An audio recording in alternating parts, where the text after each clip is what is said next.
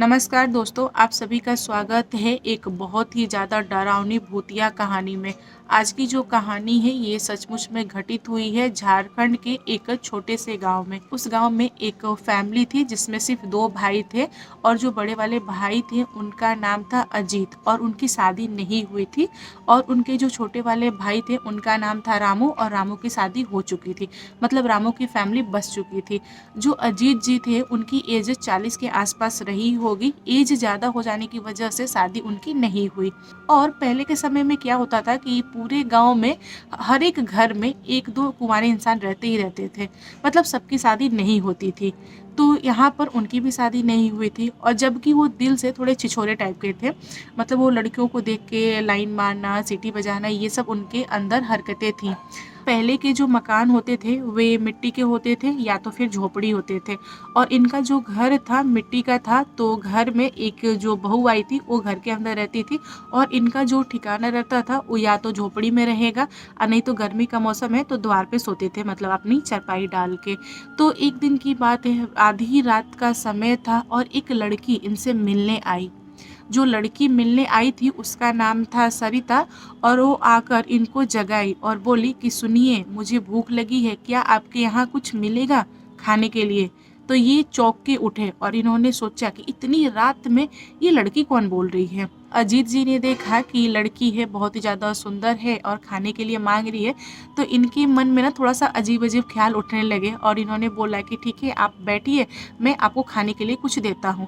तो इनके पास जो इनका गमछा था ना उसमें सतुआ बांधा हुआ था। तो इन्होंने सतुआ निकाल के दिया, थाली दिया और प्याज मिर्चा नमक दिया। लोटा में पानी था। तो जो लड़की थी वो बोली कि मुझे सानना नहीं आता, मतलब सतुआ गूथना नहीं आता। तो इन्होंने बोला कि ठीक है, आप बैठिए, मैं गूथ के देता हूँ। तो इन्होंने सतुआ गूथा और उस लड़की को दिया और जो लड़की थी उसका नाम था सरिता और उसने भरपेट खा लिया।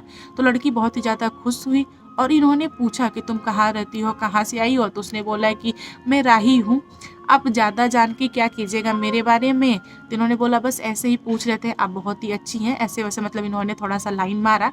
तो लड़की ने बोला कि अगर मैं आपको सचमुच में पसंद आ गई हूँ तो मैं आपसे रोज़ मिलने आना चाहूँगी क्योंकि आप भी मुझे पसंद है। आपको कोई प्रॉब्लम तो नहीं है ना। तो इन्होंने बोला कि नहीं, मुझे क्या प्रॉब्लम है, आप जब चाहे मिलने आ सकते हैं। तो यहाँ पर सरिता ने कंडीशन रख दिया कि मैं दिन में तो मिलने नहीं आ पाऊंगी क्योंकि दिन में पूरे लोग रहेंगे, मुझे देखेंगे तो आपके बारे में भी बुरा भला बोलेंगे, मुझे भी बुरा भला बोलेंगे। मैं आपसे सिर्फ रात में मिलने आऊँगी, आप मेरा इंतज़ार कीजिएगा। और मुझे सतुआ बहुत ही ज़्यादा अच्छा लगा है। तो एक काम कीजिएगा, आप मेरे लिए सतुआ रखिएगा, डेली रात में आप ऐसे से मतलब लोइया बना के दीजिएगा, मैं खाऊंगी। और ये मन ही मन बहुत ही ज़्यादा खुश हो रहे थे। इन्होंने सोचा कि इतना साल मैंने मतलब 30 35 40 साल निकाल दिया बिना लड़की का, फाइनली एक लड़की पटी है और क्या गजब की सुंदर है, मतलब मेरे भाई की वाइफ से भी सुंदर है। तो इनके मन में ना थोड़ा गंदा ख्याल आया। इन्होंने सोचा कि 2-4 दिन उससे बात करेंगे, फिर मैं उसको बोलूँगा शादी के लिए, और नहीं तो आप समझ ही रहे हो मैं क्या कहना चाह रही हूँ। तो इनके मन में तो ये चल रहा था। अगली रात वो लड़की फिर आई और लड़की आई तो इनसे बोली अजीत जी से कि मुझे भूख लगी है, आप खिलाएंगे क्या। इन्होंने बोला कि हाँ हाँ खिलाएंगे ना। और इस बार अजीत जी ने ज़्यादा सतुआ रखा था। दोस्तों ये जो सिलसिला है कुछ दिनों तक लगातार चलता रहा और यहाँ पर दोनों की नज़दीकियाँ बढ़ने लगी। लड़की जो थी उसने बोल दिया फाइनली कि हाँ ठीक है, आप मुझे पसंद है। और इन्होंने बोला कि मैं तुमसे शादी करना चाहता हूँ, क्या ऑप्शन है, मैं तुम्हारे घर पे आऊँ, अब मैं अपने भाई से बात करूँ। तो लड़की ने बोला कि नहीं अभी रुक जाइए, घर पे आप कैसे आइएगा, कैसे बात कीजिएगा। और लड़की ने अपना पता ठिकाना वगैरह कुछ नहीं दिया था और अजीत जी इतने पागल थे उसके प्यार में कि उन्होंने कभी पूछा ही नहीं। और लड़की ने कंडीशन रख भी दिया था कि आप मुझसे कभी भी मत पूछिएगा कि मैं कहाँ से आती हूँ, क्या करती हूँ, क्या नहीं करती हूँ। हम लोग फ्यूचर में शादी करेंगे, ज़रूर करेंगे, लेकिन मैं अपना डिटेल देना नहीं चाहूँगी। तो इन्होंने सोचा कि अगर मैं उससे पूछूंगा कि तुम कहाँ रहती हो, क्या करती हो, कहीं वो नाराज़ हो जाए, वो मुझे छोड़ के चली जाए, इसी डर की वजह से इन्होंने कभी भी उस लड़की का इंक्वायरी नहीं किया। दोस्तों अजीत जी सरिता से पूछे कि अब तुम्हारे बिना मैं नहीं रह सकता है, एक काम करो हम शादी कर लेते हैं और तुम जैसा बोलोगी वैसा ही होगा। अगर तुम बोलोगी कि इस घर को छोड़ के हम दोनों भाग जाएं तो मैं भागने के लिए भी तैयार हूँ, लेकिन मैं तुम्हारे बिना अकेले नहीं रह सकता। तो सरिता ने बोला कि ठीक है, कल मैं अपनी मम्मी बहन और अपने परिवार से पूछ के आऊँगी, तो वो लोग जैसा बोलेंगे वैसा हम कर लेंगे। दोस्तों अगले दिन सरिता आई अजीत जी से मिलने के लिए और अपने फैमिली के साथ आई थी। तो फैमिली मेंबर में एक सरिता की छोटी बहन थी और सरिता की माँ थी। तो ये बहुत ही खुश हुए, फैमिली से मिले और फैमिली वालों को भी अजीत जी पसंद आ गए। फिर अजीत जी ने सरिता की माँ से सरिता का हाथ मांगा। इन्होंने बोला कि मैं आपकी बेटी को बहुत खुश रखूंगा और वो जो भी चाहेगी मैं उसको दूंगा। मैं उसको बहुत ही ज़्यादा सतुआ खिलाऊंगा क्योंकि उसको सतुआ बहुत ही ज़्यादा पसंद है। बस आप बोल दीजिए शादी के लिए, मैं आप लोग की भी देखभाल करूंगा, आपकी भी सेवा वगैरह करूंगा। अजीत जी तो भड़के जा रहे थे शादी के लिए। तो जो सरिता की माँ थी उसने बोला कि ठीक है, हमें मंजूर है, लेकिन एक कंडीशन है मेरी भी। तो इन्होंने बोला क्या कंडीशन है? कि आप यहीं पे रहिए और हम लोग आएंगे, मतलब डेली रात में आएंगे और जो भी शादी का कार्यक्रम होता है हम लोग करेंगे, आपके साथ करेंगे। सबको बुलाने की ज़रूरत नहीं है, ना ही गांव के लोगों को बुलाने की ज़रूरत है, ना ही फैमिली को बुलाने की ज़रूरत है। क्योंकि अगर आपकी फैमिली शामिल होती है मतलब आपकी शादी में, तो जो आपकी भाई की दुल्हन है उसको लगेगा कि इस एज में ये शादी कर रहे हैं, प्रॉपर्टी का बंटवारा हो जाएगा, घर में कलेश पड़ जाएगा और गाँव वाले भी क्या सोचेंगे। और मैं नहीं चाहती कि मेरी बेटी जो सरिता है उसको गाँव वाले बुरा भला बोले।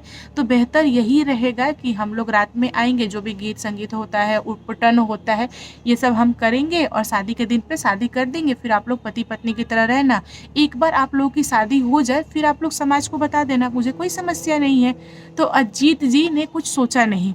इन्होंने बोला कि हाँ हाँ, ठीक है ठीक है ठीक है, जैसा आप लोग बोलो हम करेंगे, हमें कोई समस्या नहीं है। दोस्तों अगले दिन की बात है, जब सरिता की फैमिली आई अजीत जी से मिलने के लिए तो साथ में उपटन लेके आई। जो उपटन होता है ना, दूल्हा दुल्हन को लगता है शादी के पहले, तो वो लोग भी उपटन लेके आए थे, ढोलक वगैरह लेके आए थे और गीत गाते हुए आए।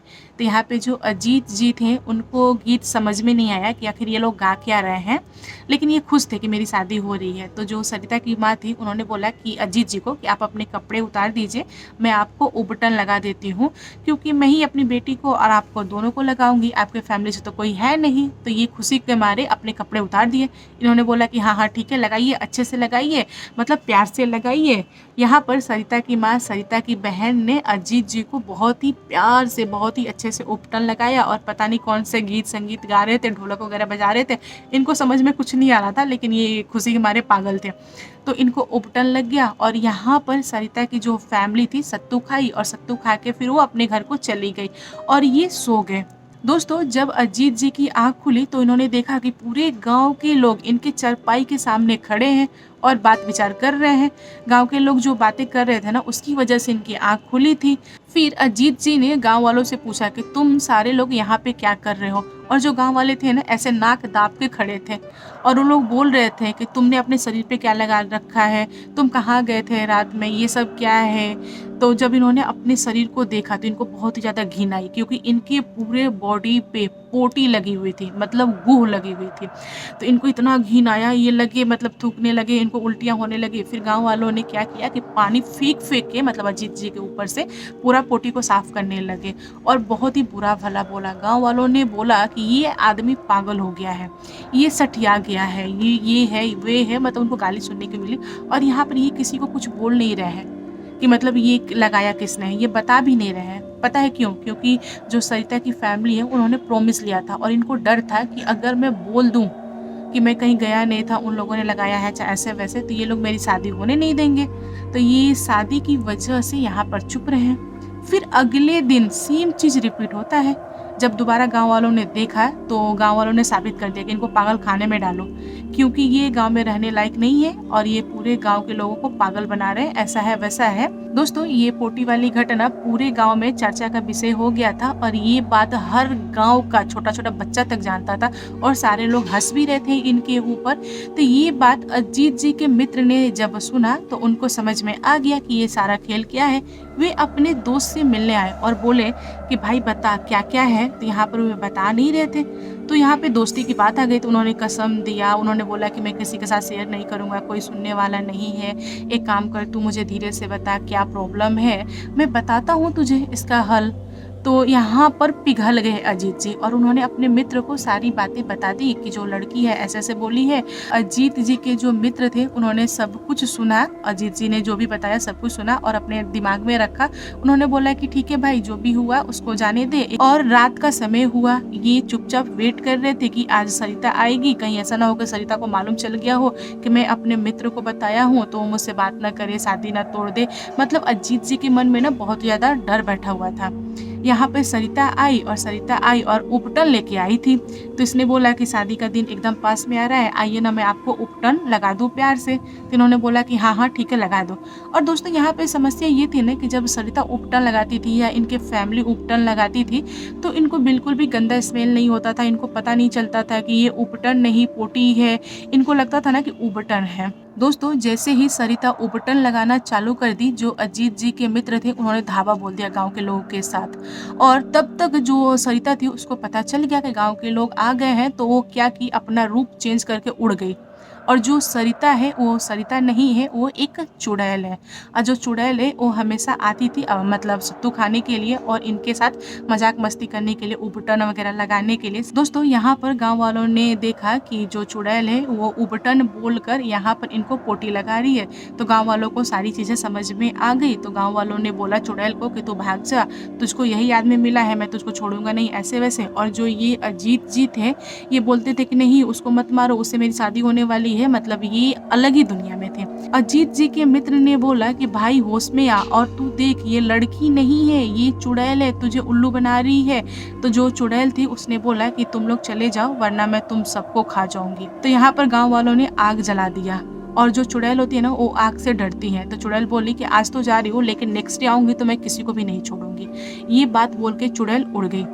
और यहाँ पर अजीत जी ने जब ये सब कुछ देखा तो उनका भी दिमाग खुला, उनको भी समझ में आया कि ये लड़की नहीं चुड़ैल है। फिर होना क्या था, गांव वालों ने फिर से अजीत जी को नहलाया और नए कपड़े पहनाए। फिर गांव वाले वहीं पे रुके, मतलब आग जला के, और सारे लोगों ने अजीत जी को समझाया कि कल हम तांत्रिक के पास जाएंगे और आपके लिए ताबीज बनवाएंगे, क्योंकि ये लड़की तो है नहीं, ये फिर आपका पीछा करेगी और आपको पीछा करेगी तो ये आपको परेशान करेगी, हो सके ये आपको खा भी जाए। यहाँ पर अजीत जी डर गए। उन्होंने बोला कि ठीक है अगले दिन हम जाएंगे तांत्रिक के पास। सुबह हुआ और गांव के सारे लोग तांत्रिक को बुलाए और दिखावाया गया। यहाँ पर तांत्रिक ने अजीत जी को ताबीज बना के दिया और गले में बांध दिया और बोला कि रात में सोते समय तकिए के नीचे सूखा मिर्चा रखिएगा, उससे चुड़ैल नहीं आती है, और कैंची रखिएगा या फिर चाकू रखिएगा, मतलब लोहा का कोई भी एक चीज रखिएगा। तो अजीत जी ने बोला कि ठीक है मैं रखूंगा। और अजीत जी जो थे वो बहुत ज्यादा डरे थे। उन्होंने बोला कि मैं ताबीज को अपने से कभी भी अलग नहीं करूंगा। उन्होंने ताबीज पहन लिया और रात में सो गए। यहाँ पर रात अच्छा बीता, कोई भी नहीं आया, मतलब कोई भी चुड़ैल नहीं आई, कोई भी लड़की मिलने नहीं आई, क्योंकि उन्होंने ताबीज पहन रखा था, सब कुछ सही था। दोस्तों यहाँ पर गांव वाले भी डर चुके थे कि हो सके चुड़ैल अजीत के पास ना जाके मेरे पास आ जाए, हम लोग भी तो बाहर सोते हैं। तो गांव के सारे लोगों ने मिर्चा और चाकू लोहा जो भी था तकिए के नीचे रखना चालू कर दिया और गांव के सारे लोग सतर्क हो गए थे। इसकी वजह से जो चुड़ैल थी गांव में दोबारा एंट्री नहीं मारी और चुड़ैल कहाँ चली गई किसी को कुछ भी पता नहीं। यहाँ पर समय रहते अजीत जी बच गए चुड़ैल के प्रकोप से। तो दोस्तों आपको कैसी लगी ये स्टोरी कमेंट करके बताइएगा। स्टोरी पसंद है तो लाइक कीजिए, शेयर कीजिए, और मेरे चैनल पर न्यू आए हो तो चैनल को सब्सक्राइब करना। Thank you, bye bye.